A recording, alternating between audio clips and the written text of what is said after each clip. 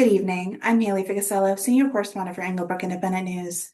Last, New Jersey received another warning shot. Actually, make that two. Two of the world's largest corporations have now signaled, in a very different way, that they believe their future is brighter somewhere else.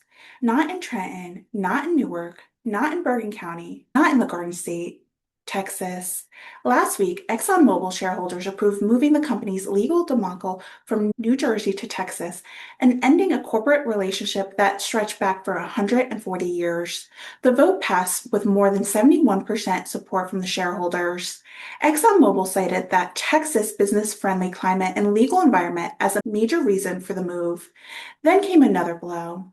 Samsung Electronic America announced that it will be relocating its U.S. headquarters from Englewood Cliffs, New Jersey, to Plano, Texas, as a part of what the company describes as a business transformation designed to position itself as a long-term growth. Reports indicate roughly 1,000 to 1,200 New Jersey jobs could be affected by the move.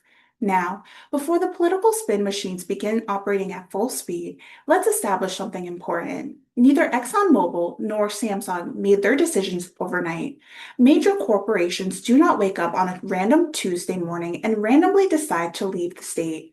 These decisions are studied, analyzed, modeled, debated, forecast, lawyer reviewed them, economists reviewed them, boards reviewed them, shareholders reviewed them. When companies decide to move, they are sending a message, and the message being sent to New Jersey should concern every taxpayer in the state, because increasingly, corporations appear to be looking at New Jersey and then deciding the costs outweigh the benefits.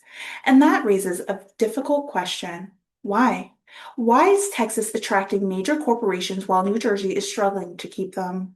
Why is executive looking at Plano instead of Paramus, Dallas instead of Newark, Houston instead of Hoboken? The answer, according to many business leaders, begin with the taxes. New Jersey currently imposes one of the highest corporate taxes burden in America. Business organizations, including New Jersey Business and Industry Association, have repeatedly warned lawmakers that excessive taxation and regulatory burdens make the state less competitive. Critics point specifically to New Jersey's 11.5% corporate tax structure as a major concern for employers considering long-term investments.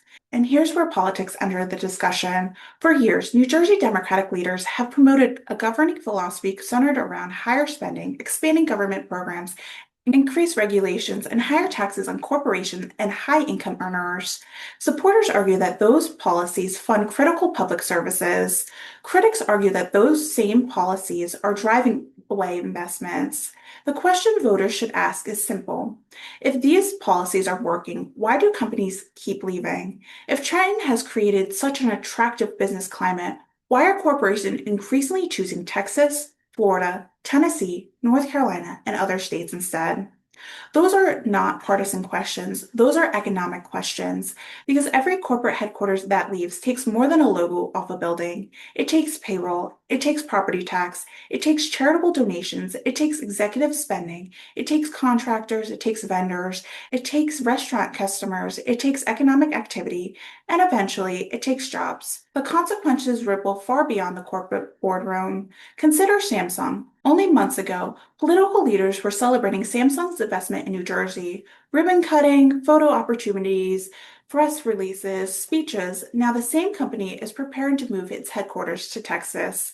That should force some uncomfortable conversations in Trenton, because this isn't simply about one company or two companies. It's about a pattern. New Jersey residents already face some of the highest property taxes in America. Families continue to battle inflation. Housing costs remain elevated. Energy costs remain a concern. Businesses face rising operating expenses. And when major employers leave, the tax base becomes smaller. Think about that for a moment. Government spending doesn't disappear because companies leave. Roads still need maintenance. Schools still need fundings. Pensions still require contribution. Programs still require money. When the number of major taxpayers shrink, someone else eventually absorbs the burden. Often, that someone is a middle-class taxpayer. The family is already struggling to afford groceries. The homeowner who is already paying enormous property tax bills. The small business owner who is already facing rising costs. That is why these corporate departures matter, not because of the partisan talking points, because economic is reality. Now, Democratic leaders will undoubtedly argue that New Jersey remains a strong economic state. And to be fair, there is a truth to that. New Jersey still possesses extraordinary advantage, a highly educated workforce, access to New York City and Philadelphia, world-class universities, major transportation infrastructures, a strategic location alongside the Northeast corridor. Those advantages are real, but the question is whether state leaders is maximizing those advantages or squandering them. Because having advantages means little if businesses conclude they can find those same advantages elsewhere while paying lower taxes and facing fewer regulations. Texas understands the competition. Texas actively markets itself as a destination for businesses. It promotes lower tax environments. It promotes regulatory predictability. It promotes economic growth. Whether one agrees with every Texas policy, it's besides the point. The result speaks for themselves.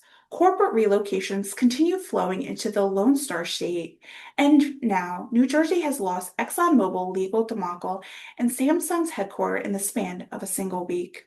That is not a headline Trenton should ignore, yet too often politicians respond to these developments with denial. They insist nothing's wrong. They insist the state policies are working. They insist departures are isolated incidents, but eventually the evidence becomes impossible to ignore. When enough companies leave, it stops being a coincidence. It becomes a trend, and trends have consequences. The economic impact may not be fully felt tomorrow, or the next month, or the next year, but over time, every departure chips away at New Jersey's economic foundation. 1,000 jobs here, several hundred there, a headquarter relocation, a manufacturing facility closure, an expansion that happens somewhere else.